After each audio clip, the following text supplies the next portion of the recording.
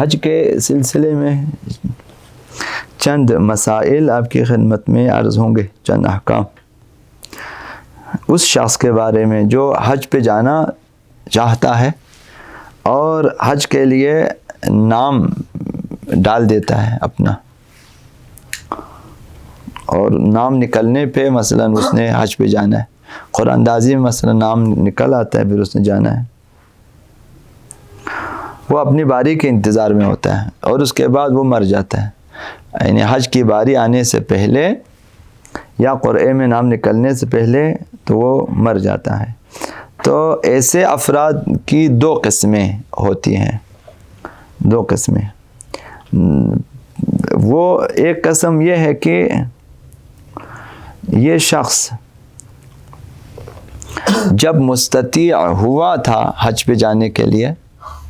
اس نے کوئی کوتاہی نہیں کی، پہلی فرصت میں اس نے اپنا نام ڈال دیا حج پہ جانے کے لیے، لیکن یہ کی باری آنے سے پہلے یا قرعے میں نام نکلنے سے پہلے یہ شخص فوت ہو گیا۔ اس صورت میں ضروری نہیں ہے کہ اس کے وارثین کسی شخص کو اجیر بنائے،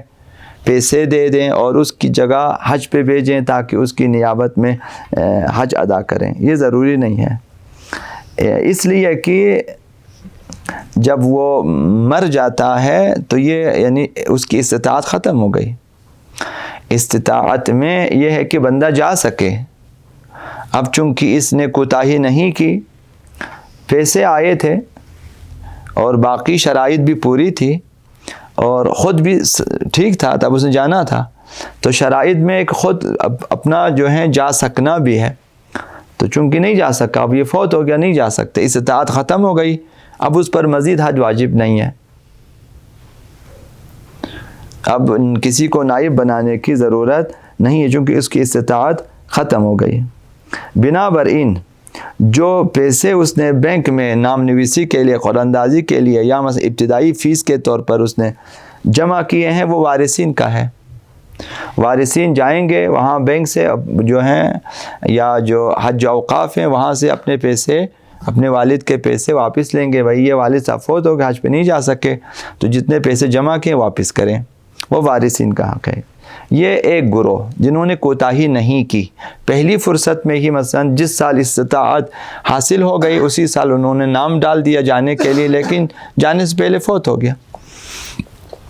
دوسرا وہ شخص ہے جو مستطیع ہو چکا تھا اور اس نے کوتاہی کی ہے، حج پہ جانے میں اس نے سستی کی ہے اور پہلی فرصت میں اس نے حج انجام نہیں دی، اور اس صورت میں چونکہ حج اس پر واجب تھا اور جتنی مدت اسے فرصت ملی اس میں وہ حج پہ جا سکتا تھا، مثلا پہلے سال نہیں گیا وہ، اب اگلے سال اس نے نام ڈال دیا، پہلے سال مستطیع تھا جا بھی سکا، اگلے سال نام ڈال دیا تو نام نکلنے سے پہلے فوت ہو گیا یا باری آنے سے پہلے فوت ہو گیا، تو اب اس کے ذمے حج باقی ہے چونکہ کوتاہی کی ہے، اس نے تقصیر کیا ہے اس نے، اس لیے حج اس کے ذمے واجب ہے۔ تو اب وارثین پر واجب ہے کہ کسی کو حج کے لیے بھیجیں پیسے دے کر تاکہ وہ اس مرحوم کی طرف سے حج انجام دیں۔ تو یہ توجہ رکھنی چاہیے کہ جب حج انسان کے ذمے مستقر ہو جاتا ہے تو حج کا جو پیسہ ہے وہ اصل مال سے لیا جاتا ہے، مرحوم کے اصل مال سے، مثلا اس کی جائیداد میں سے وارثین کو دینے سے پہلے حج کا خرچہ نکالنا چاہیے۔ اس کے پاس مثال کے طور پہ جو ہے 30-40 لاکھ روپے، 30 لاکھ روپے ہیں، مثلا 15 لاکھ حج کے لیے چاہیے،